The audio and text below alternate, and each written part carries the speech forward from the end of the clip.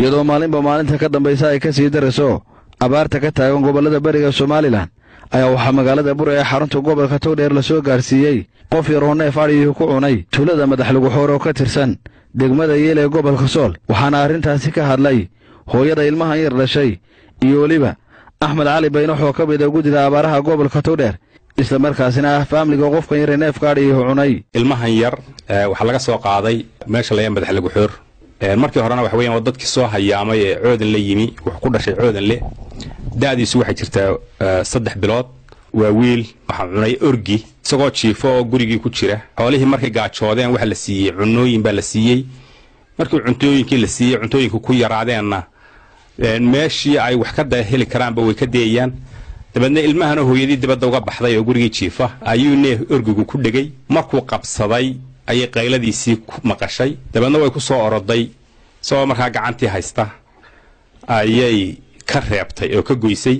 oo la fahamay qaar jijibiyay cadiina qaar oo ay calaaliyay xoolihii halkaasay marayaan markay baahdeen gaajoodeen waxay marayaan inay wixii ay arkaan baa ay cunaan hadda marka fariintan halkan ka direynaa waxa weeye ilmahan hadda uma gurmad aanu leenahay loo soo gurmado maaha annaga u gurmanay laakiin baaqa aanu direynaa waa baaq caalami ah wala halka ay wax marayaan inaanu gudbino in dad xoolihii dadkii cunayaan waxa maanta hanti dadka u ahaa waa xoolihii waa gurmadka maanta tirina waxa weeyaan xoolihii lala soo gaaro waxay cunaan oo ay quutaan xukuumadda waan ugu hambaliyeen heshiiska siman ee sida siman loo wada galay labada dawladood loo wada galay ee difaaca ay la gashay Imaaraadka Carabta iyo ka dhaqaale ay la gashay maxaan ku raadday ka caalamiga laakiin codsigaanu halkan ku gudbinayna waxa weeye war dawladda Imaaraadka dhaqaalaha inta leegay wadankii doonayay inay degto laba markabna raashin yahay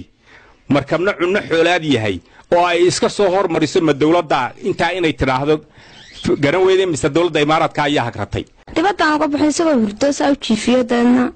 qaaqdu ilma soo booday saarkiga baa inankii haystay ninka markaan